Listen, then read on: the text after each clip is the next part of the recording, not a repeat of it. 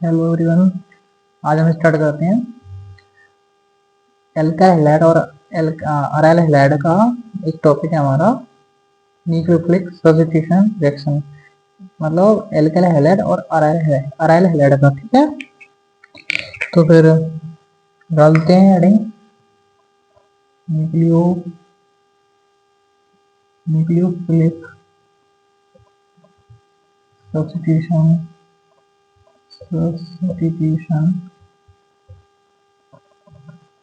Reaction. ठीक है, दो प्रकार की होती है, SN1 और SN2। तो SN1 जो होती है न्यूक्लियोफिलिक सब्स्टिट्यूशन यूनिमोलिकुलर होती है। न्यूक्लियोफिलिक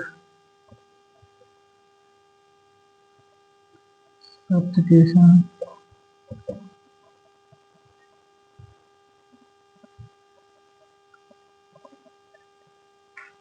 ठीक है, तो यूनिमोलिकुलर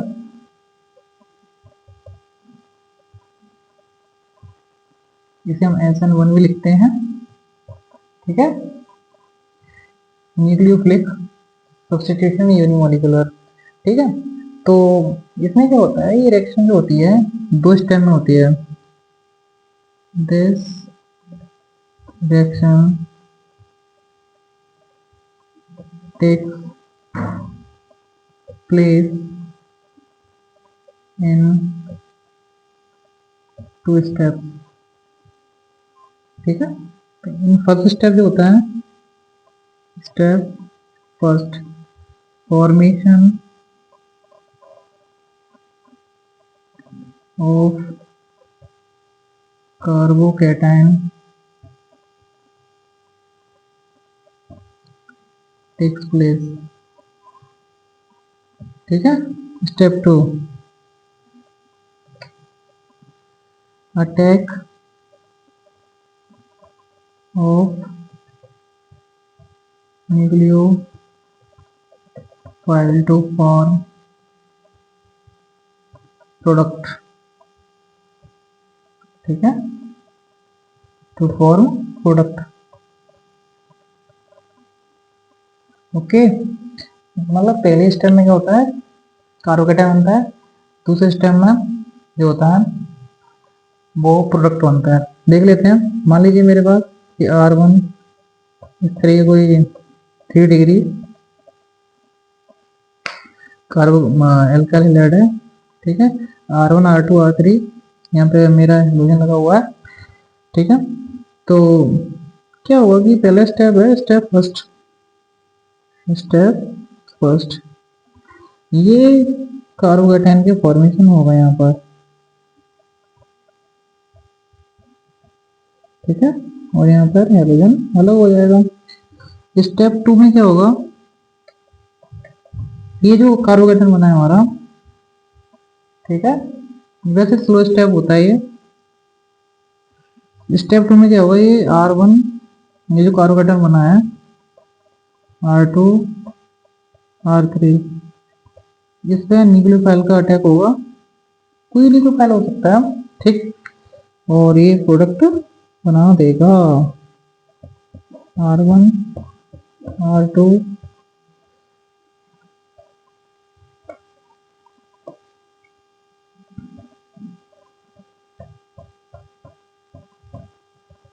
R3 न्यूक्लियोफाइल जुड़ गया। ठीक है, ये वाली स्टेप जो होती है स्लो होती है, और ये कार्बोकैटायन का फॉर्मेशन होता है, और इसमें ये कार्बोकैटायन पे अटैक हो गया न्यूक्लियोफाइल का, प्रोडक्ट बन गया। तो SN1 हमेशा दो स्टेप में होती है, ये बात याद रखना। पहला कार्बोकैटायन का फॉर्मेशन होता है, फिर दूसरे स्टेप में न्यूक्लियोफाइल आके अटैक करता है। अब हम करेंगे आगे बात। ठीक है, स्टूडेंट्स लिख लीजिए, आप मिटा लेते हैं।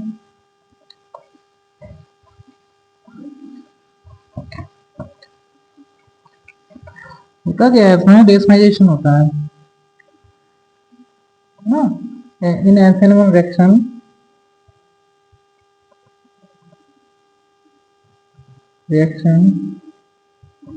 रेसमाइजेशन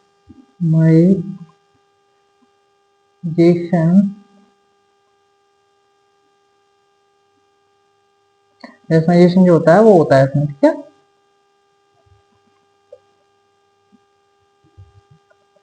टेक्स प्लेस, ठीक है। रेशनलाइजेशन मतलब होता है कि रिटेंशन भी होता है और इन्वर्जन भी होता है, ठीक है। तो रीजन, रीजन क्या है इसकी, रेशनलाइजेशन क्यों बनता है, रेशनलाइजेशन क्या होता है इसमें, रीजन है इसका जो कारण होता है ना एल्केल एलाइड का, SN1 में कार्बोकेटायन का फॉर्मेशन होता है, तो कार्बोकेटायन का जो कारण होता है वो sp2 हाइब्रिडाइज होता है, ठीक है। तो कार्बन जो होगा sp2 हाइब्रिडाइज होगा, यानी कि जो कार्बोकेटायन का कारण होता है कार्बन एच sp2 हाइब्रिडाइज, ठीक है, हाइब्रिडाइज होता है sp2 हाइब्रिडाइज। न्यूक्लियोफिलिक अटैक जो होता है वो मतलब रियर साइड मतलब क्या फ्रंट से भी हो सकता है और रियर साइड से भी हो सकता है, ठीक है। तो attack of nucleophile, attack of nucleophile can take place, can take place from both these sides, from both sides, ठीक है। क्योंकि एक ही प्लेनर होता है ना, कार्बोकेटायन जो होता है sp2 हाइब्रिडाइज तो कार्बन होता है लेकिन प्लेनर होता है, प्लेनर होता है, तो उस पर आके दोनों तरफ से अटैक कर सकता है आपका न्यूक्लियोफाइल, आगे से भी, फ्रंट से भी और रियर साइड से, बैक साइड से भी। देखो आप बताएंगे इसको हम बोथ साइड्स गिविंग,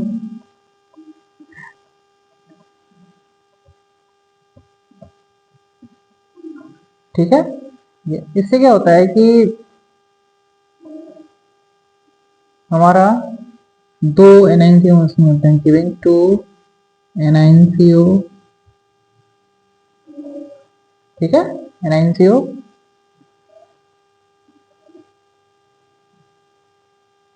एनआईसीओमर्स बनते हैं इसमें, ठीक है, दो एनआईसीओमर्स बन जाते हैं तो इन इक्वल अमाउंट,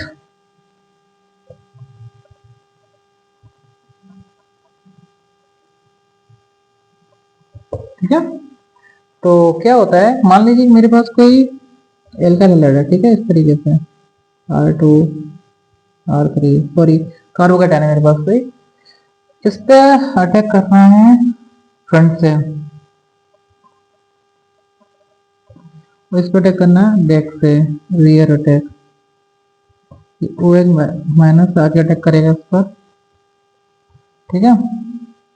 तो क्या होगा जब फ्रंट से करेगा R1 R2 R3 OH, ये मेरा रिटेंशन हो गया, क्योंकि आप जानते हैं कि जहां पर न्यूक्लियोफाइल लगा था वही मतलब यहाँ पर कोई मेरा हैलाइड लगा हुआ था, उस हेलोजन को हटा करके, हैलाइड मान लो या हेलोजन मान लो, उसको हटा करके मेरा OH आ गया, यानी कोई न्यूक्लियोफाइल आ गया, ठीक है।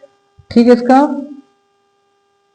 यहाँ कहेंगे हम रिटेंशन, रिटेंशन हुआ यहाँ पर, ठीक है। यहाँ पर क्या होगा मेरा R1 R2 R3, यहाँ पर OH लग गया, यहाँ पे इन्वर्जन हो गया है, इन्वर्जन टेक प्लेस, ठीक है, ये इन्वर्जन हो चुका है, ठीक है। तो रियर साइड से अटैक हुआ है यानी कि बैक साइड से अटैक हुआ है, आप देख रहे हैं कि यहाँ पर इन्वर्जन हुआ है, क्योंकि देखिए मान लीजिए यहाँ पर मेरा कोई हेलोजन लगा रहता, मान लीजिए क्लोरीन लगा रहता, उस क्लोरीन को हटा करके उसकी जगह क्या आ गया, OH आ गया, तो ये रिटेंशन हुआ। अगर इसके बैक साइड अटैक हो जाता कि उल्टी कहीं डायरेक्शन में लगा है मेरा OH, क्लोरीन की उल्टी दिशा में करके, ठीक है, यदि क्लोरीन इधर है तो मेरा OH इधर आके लगा, होता है इन्वर्जन, ठीक है। तो SN1 का तो ये है, SN1 में रेशनलाइजेशन होता है, यानी कि रिटेंशन और इन्वर्जन दोनों होते हैं, ठीक है। क्योंकि कार्बन जो होता है sp2 हाइड्राइड होता है, प्लेनर होता है, जो इनकमिंग न्यूक्लियोफाइल है वो आगे से भी अटैक कर सकता है और पीछे से यानी कि रियर साइड से भी अटैक कर सकता है। ठीक है, आगे बढ़ते हैं और लेते हैं SN2। ठीक है, आप सबने लिख लिया होगा ये। ठीक है, ओके।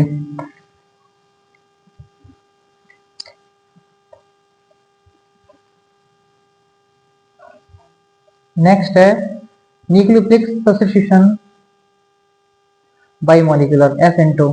ठीक है, न्यूक्लियोफिलिक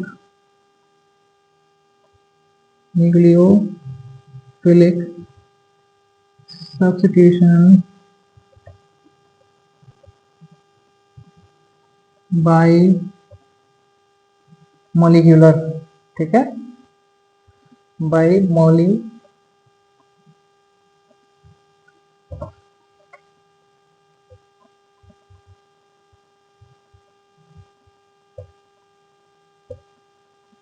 SN2 बोलते हैं इसे। ठीक है,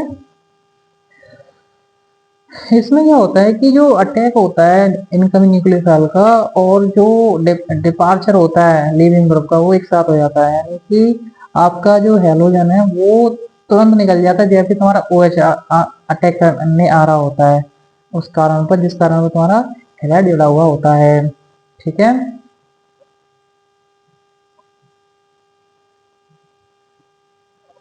दिस रिएक्शन लिखेंगे इसके बारे में कुछ। This reaction takes place in single step, या वन स्टेप भी कह सकते हैं, takes place in one step, one step. ठीक है, ठीक है, सिंगल स्टेप में या वन स्टेप में हो जाती है। जो तुम्हारा द न्यूक्लियोफाइल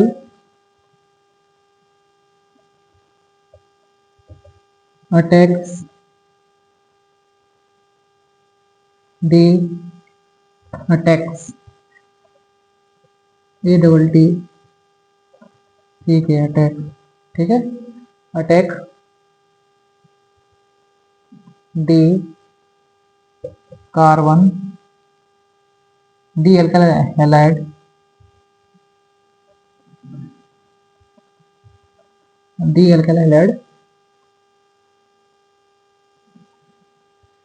कार्बन, या फिर ऐसे कर सकते हैं carbon of alkyl halide, carbon of alkyl halide, carbon of alkyl halide from back side, from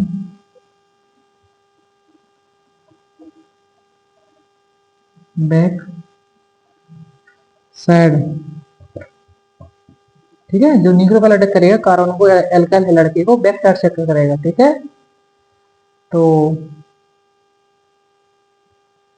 क्या होगा इससे। ठीक है, back side of 3x bond. ठीक है, इससे क्या इससे रिजल्ट क्या होता है कि जो लीविंग ग्रुप होता है हमारा हैलाइड, वो साइमल्टेनियसली डिपार्ट हो जाता है। ठीक है, बॉन्ड। इसके बाद में हमारा जो लीविंग ग्रुप होता है, लीविंग ग्रुप X माइनस, जो हैलाइड होता है हमारा वो डिपार्ट हो जाता है। ठीक है, डिपार्ट हो जाता है साइमल्टेनियसली,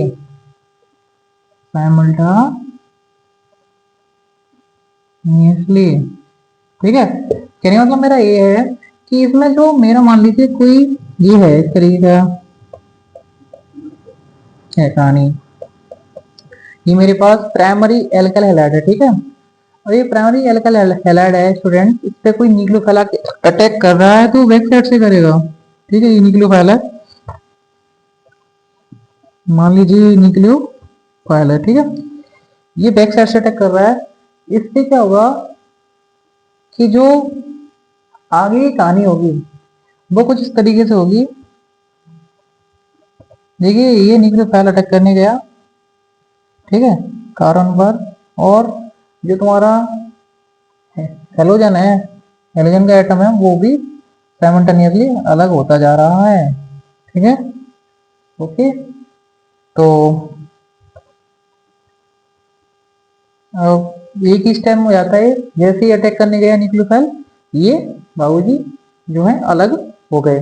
ठीक है, ये भाई सब अलग हो गए। ठीक है, ये हो गया न्यूक्लियोफाइल।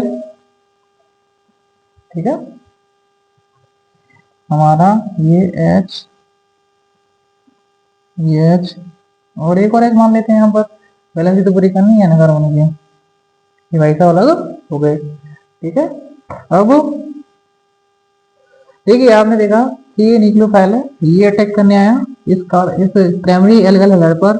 तो प्राइमरी एल्कल हैलाइड पर अटैक हुआ। ठीक है, तो ये जो है आप देख रहे हैं कि ये जो है हाइड्रोजन तीनों लगे हुए हैं। ठीक है, ये प्राइमरी एल्कल हैलाइड हो गया हमारा। तो ये पीछे से अटैक हो रहा है। ठीक है, जैसे ही अटैक करने आया न्यूक्लियोफाइल, वैसे ही हमारा हाइड्रोजन अलग हो गया। ठीक है, साइमल्टेनियसली। और ये हमारा यहाँ पर प्रोडक्ट बन गया। ठीक है, इस तरीके से रिएक्शन होती है। ठीक है, कुछ और दिखा सकते हैं फिर। ये हमारा हाइड्रोजन अलग हो गया। ओके, आगे बढ़ते हैं। मिटा लिएगा, कर लिया होगा सबने, लिख लिया होगा। ठीक है,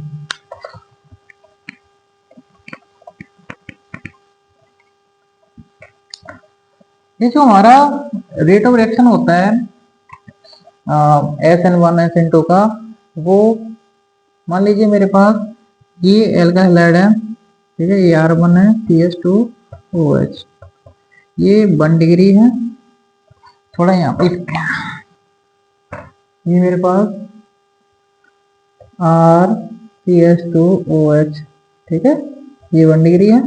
ओके, और दूसरी मेरे पास एक और एल्काइल हैलाइड है, ये 2 डिग्री है। और ये मेरे पास तीसरी एल्काइल हैलाइड है जो कि 3 डिग्री है। ठीक है,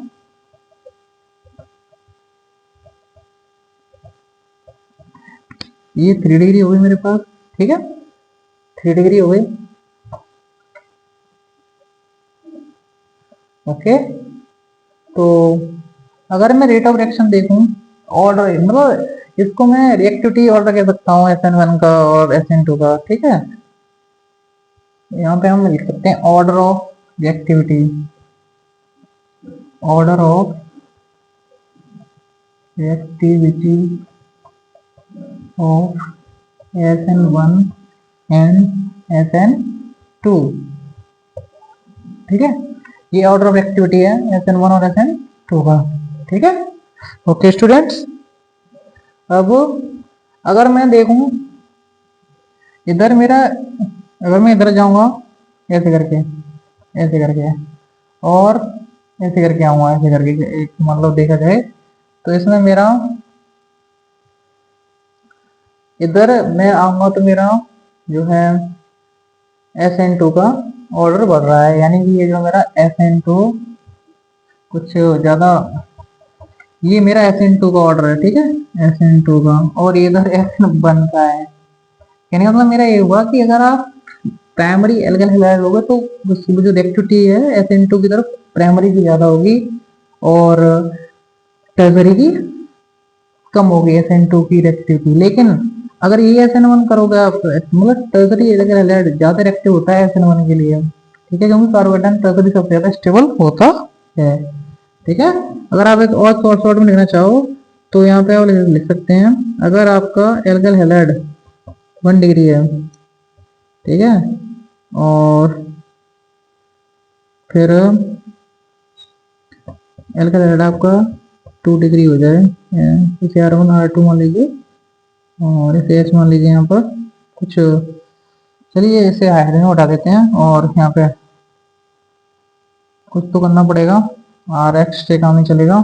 फिर दोबारा लिखते हैं हम, यहाँ पर कार्बन मान लेते हैं और एक R लगा देते हैं और बाद बाकी मतलब CH2X कर देते हैं। ठीक है, तो यहाँ पर इसे ऐसे लिखते हैं हम R1। ठीक है, R1। ठीक है, तो क्या होगा, ये मेरे पास 1 डिग्री है, ठीक है। अब मैं अगर करूँ आर, ठीक, R1 कार्बन, R2 CH, ये मेरे पास 2 डिग्री है, एल्काइल हैलाइड हो गया। अगर मैं करूं R1 carbon, R2 R3 X, मतलब हेलोजन है मेरे पास X, ठीक है। तो ये 3 डिग्री हो गया, आप जानने साथ हो, ठीक है। तो एक बात है, ये अगर मुझे SN1 देखना है, ये क्या है SN1, मतलब पहले SN1 ही देख लेते हैं। तो SN1 ऑर्डर रिएक्टिविटी ऑर्डर ये है, SN1 सबसे ज्यादा जो एल्काइल हैलाइड रिएक्टिव होगी वो आपकी टर्सरी एल्काइल हैलाइड ज्यादा रिएक्टिव होती है SN1 रिएक्शन में, ये ठीक है स्टूडेंट्स, ठीक है, ये लिया होगा आप सबने। ठीक है, इसका उल्टा हो जाता है SN2 में, ठीक है। SN2 में कुछ इस तरीके से हो जाएगा, ये मेरा SN2 हो गया, SN2 रिएक्टिविटी ऑर्डर, ठीक है। प्राइमरी एल्काइल हैलाइड जो है वो ज्यादा रिएक्टिव होती है SN2 के लिए, ठीक है, और टर्सरी सबसे कम होती है, ठीक है। Okay students, thank you.